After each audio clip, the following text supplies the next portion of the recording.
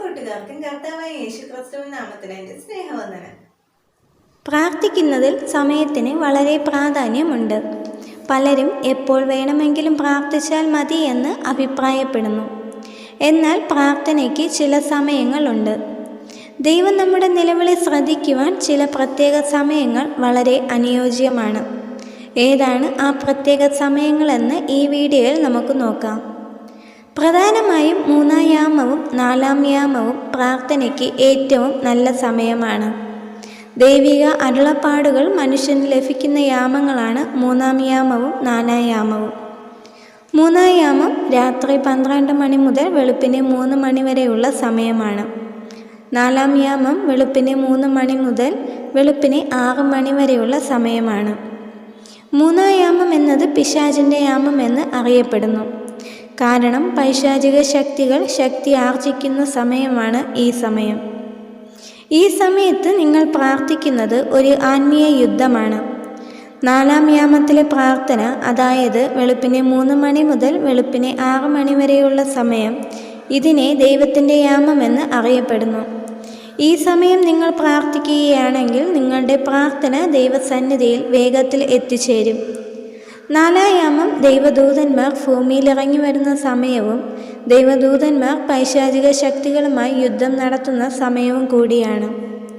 4-ാം യാമത്തിൽ ലോകത്തിൻ്റെ ഏത് കോണിലിരുന്ന് നിങ്ങൾ പ്രാർത്ഥിച്ചാലും നിങ്ങളുടെ പ്രാർത്ഥനയ്ക്ക് ദൈവം ശ്രദ്ധ വച്ചിരിക്കും. കാരണം ലോകത്ത് ഭൂരിഭാഗം ജനങ്ങളും ഉറങ്ങുന്ന സമയമാണിത്. ഈ സമയം നിങ്ങൾ പ്രാർത്ഥിക്കുകയാണെങ്കിൽ മറ്റൊരിടത്തു നിന്ന് ദൈവസ്തുതി ഉയരുന്നുണ്ടാകില്ല. ചുറ്റുപാടുകൾ മുഴുവനും നിശബ്ദമായിരിക്കുന്ന സമയമാണിത്. 4-ാം യാമത്തിലെ പ്രാർത്ഥനയ്ക്ക് വളരെ വലിയ ശക്തിയുണ്ട്.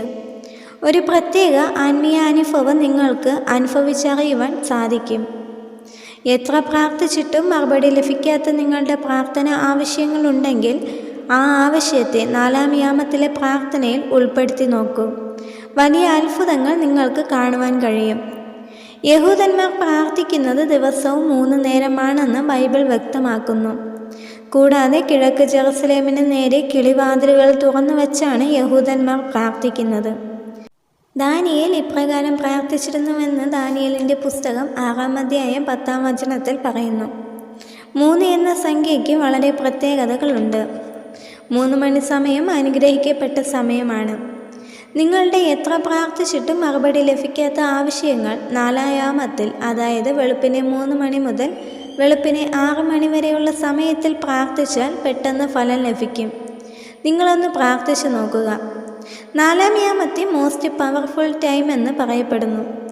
4-ാം യാമത്തിൽ ദൈവത്തോട് ചേർന്നിരിക്കുന്ന ആത്മാക്കളുടെ എണ്ണം വളരെ കുറവാണ്. പല മനുഷ്യരും ഈ സമയങ്ങളിൽ ഉറക്കത്തിലേക്ക് വഴുതി വീഴുന്ന സമയമാണ്.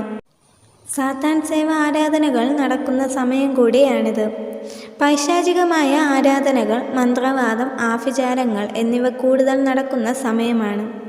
ഈ സമയങ്ങളിൽ ദൈവം പല രീതിയിൽ നമ്മെ വിളിച്ചുണർത്താറുണ്ട്. 3 മണി സമയം ദൈവകരുണയിൽ ആശ്രയിക്കുവാനാണ് ദൈവം ആഗ്രഹിക്കുന്നത്.